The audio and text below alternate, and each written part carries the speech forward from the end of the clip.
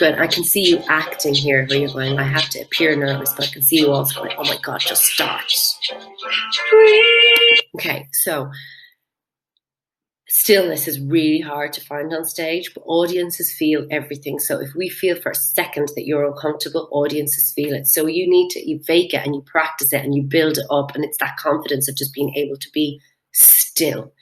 I think all I can tell you is, if it was me, if I was doing this, how I would approach it. So I hope that's helpful. If I was playing this character, okay, I would be like, this thing that she says, breathe, is what brings her back to center herself, like a real genuine panic attack. Yes, it's the name of the song, but for the character, you have to make it feel like it comes from somewhere. So I think there needs to be that kind of a genuine panic, genuinely deep breath in. That's how I would feel this intro. I would be, instead of acting like, oh, I'm a bit nervous, I'd be going, right, okay, actually do a meditation, actually go, okay, I need to breathe in, 2, 3, I need to hold it.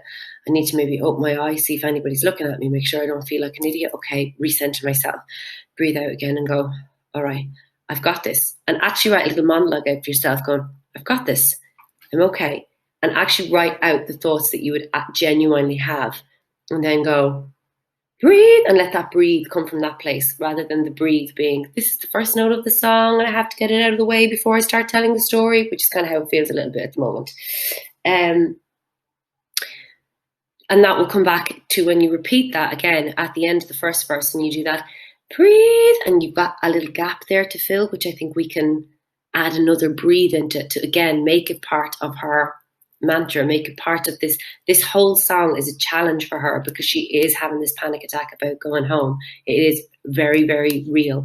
And to that end as well, I think at the beginning of the song there needs to be that anticipation. It's much more interesting to watch somebody on the verge of an emotion than to watch them play the emotion. Like if you're sad, if you just watch somebody cry the whole way through a song, it's really boring.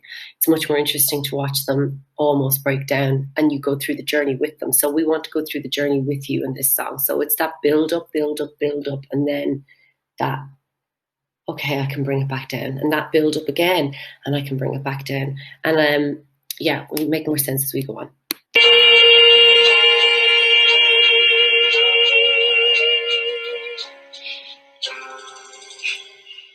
This is my street. So before you do This Is My Street, you've got time there to have a lovely, I've settled myself again. Look around, see the street, take it in. It's a nice feeling. I smile at the faces. See the faces. This is my street. I smile at the faces. Decide when you're talking to us, when you're talking to yourself. There is no fourth wall with a song like this, because you're talking to yourself, but it's actually a monologue. You have to share bits of it with the audience. So you have to pick and choose when you do that. As long as you do it with confidence, the audience will buy it. I've known all my life. Nice choice. Spaces I've known all my life, because it is the same thought. Good. They regard me with pride. What is the word that they regard you with? You say pride. I want you to think of it.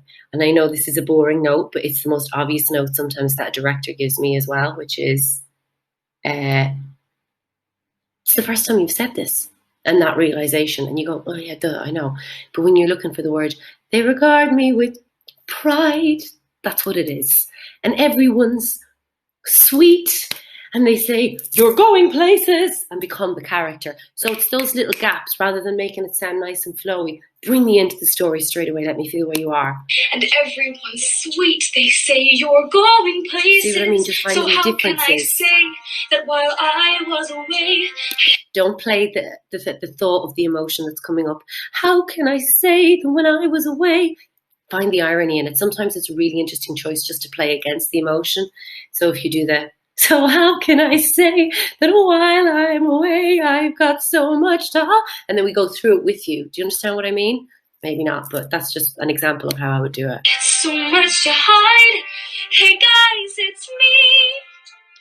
The biggest disappointment, you know. I love that. I love that choice. And I love that that's a little bit of your personality where you're like, and it's much bigger. Everything in musical theatre is a little bit bigger. But you're like, hey guys, it's me. And that thought, again, we're going through it and we see the panic with you. We're with you in the moment. The kid who couldn't hack it, she's back. She's walking real slow. So you change there from talking about yourself, hey, it's me, to talking about yourself. So again, I would maybe have the choice there of becoming one of the neighbors. The biggest disappointment, the kid that couldn't hack it, she's back. And then back to yourself. And she's walking real slow. So we see that mask that she's trying to put on and that dread that she has, instead of just seeing the dread. It's just more interesting, it's more colour, and we feel like we're in this with you.